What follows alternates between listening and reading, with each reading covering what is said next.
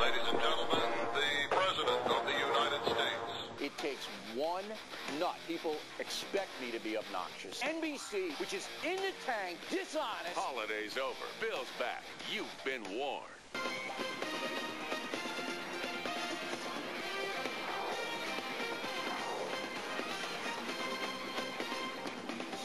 Hi, I'm Bill O'Reilly. Thank you for watching us tonight. Is America a nation in decline? That is the subject of this evening's Talking Points memo. There is no question that most media want to see Barack Obama get elected president. Anyone who disputes that is living a la vida loca, no doubt. The problem with the media is that most Americans aren't committed liberals and are fair-minded folks who want a president who will look out for them. So in the vote next November, ideology will play only a minor part. Understanding that, the media has a new theme, that the USA is a nation in decline. The New York Times has used that exact phrase. And many liberals truly believe America is going downhill fast. They point to the bad economy, the gap between the rich and the poor, and the damage Iraq has done to our image abroad.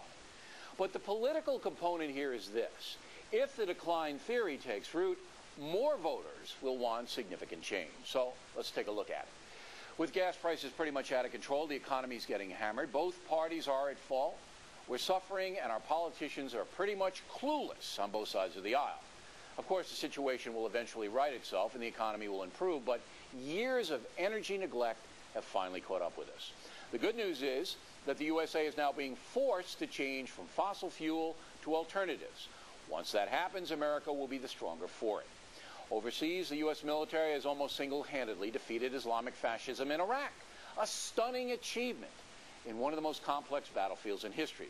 The media has severely downplayed this, but after years of struggle, America is now winning that vicious war and has decimated the al-Qaeda offensive in Iraq.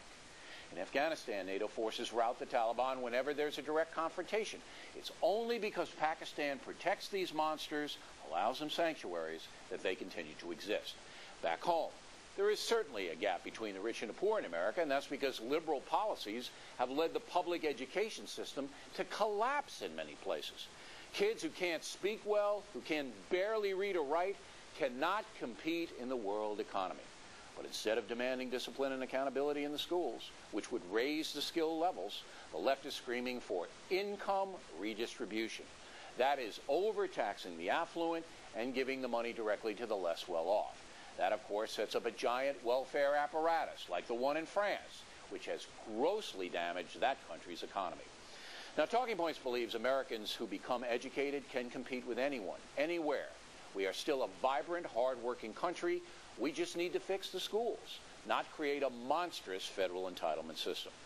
So there you have it, a magnificent military winning on all fronts, a painful transition to better fuel, which will happen, and a population that is basically honest and decent. America is not in decline. It remains the world's best hope.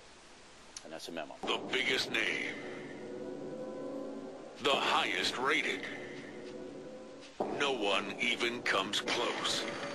#1 in all of cable news.